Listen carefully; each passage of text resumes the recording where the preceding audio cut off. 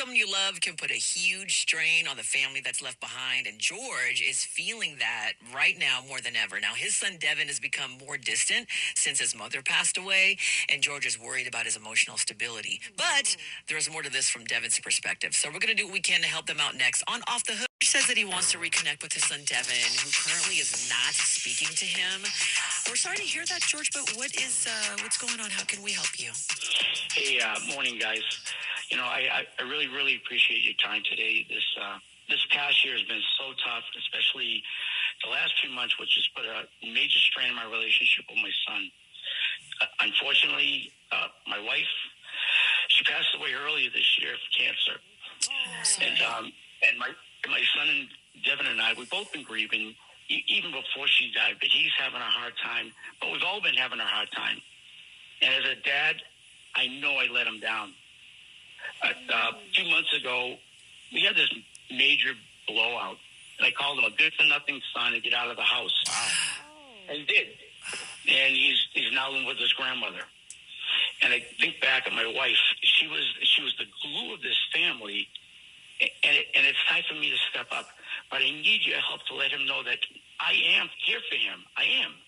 Yeah, well, George, we can tell that this is a very trying time for you, and the last thing you need is distance between you and your son, so we feel where you're coming from. Yeah, we're really sorry that this is going on, but also glad that you gave us a call, because we would love to try to help any way we can, and we hear the regret in your voice, George, we really do. We feel that. But it's really important for us to know, why would you call him a good-for-nothing son at a time when he's clearly mourning his mom, right? So let's get into that next on Off the Hook. You said you called him a good-for-nothing son. Why did you do that? Oh, boy. Deep breath here. My wife, Laura, she was the world. She got cancer 3 years ago. Devin was 23 when she got sick. And, he and his mom was so close. But I envied it, but in a good way. I was the one that took care of her. And towards the end, I was the one who was feeding her, changing her, bathing her. I never left her side, and I hated it. Devin, he wouldn't freaking help me. I barely got any sleep, and it was just an exhausting time for me. I couldn't do another, hey, please comfort me, dad session. He'd be crying to me, scared of losing her. I just simply couldn't give any more emotionally to anything. After the funeral, Devin wanted to talk, but I wasn't ready. I yelled him, and I said, you're not the only one that lost her. I keep babysitting your feelings. You're a good-for-nothing son. You never helped me. Get out of the house. And he did. He's gone. Wow, that must have been painful for everybody. It was. And I am so ashamed. I am so ashamed as a dad, because I can hear my wife's voice telling me, make it right and not let go of this family. It's the only one you have left. And I've tried to apologize to Devin many times. He used to reply with a, hi, Dad. But that's disappeared, and you have to return a phone call, a text message, or an email in 3 months. Oh, my God, 3 months.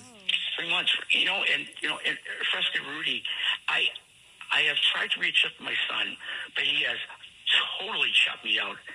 I reached out to his friend to try to get him to meet me. His friend said they want nothing to do with it. Devin's girlfriend reached out and told me stop trying. Wow. Stop trying. That's my son. I will never stop trying. I know I made a horrible mistake. I was mentally and emotionally broken from watching my wife die. But I now understand my son was dying inside, just like me. Yeah, sometimes when there's a really traumatizing event like this, relationships can go one of two ways. Either people become closer, or unfortunately, like in this situation, people start building distance between one another. Yeah, we can hear the pain in his heart, right?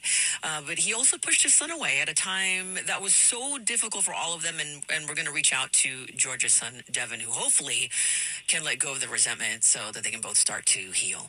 It's 102.9, The Possible, but we're sorry to hear about your mom. We're reaching out on behalf of your dad, actually. He explained to us how hurtful that he's been towards you, and, how are you doing? Wait, really? How am I doing? How do you think I'm doing? It's been really hard since my mom died, and my father's dead to me too. At this point. Yeah, we're not shocked to hear you say that, because your dad actually told us what he said to you. Yeah, he also told us that he pushed you away, and that's when you needed him the most. And try that again. Yeah, he also told us how he pushed you away when you needed him the most, which is why he was hoping to apologize to you today. He invited you on to Off the Hook. Devin, this is a time in our show when we help two people, in this case, come together to try and resolve a very deep conflict. Can you give your father a minute or two to say, I'm sorry? I really don't want to. But I like the fact that someone's going to witness what I'm about to say. Oh, okay. Okay. All right.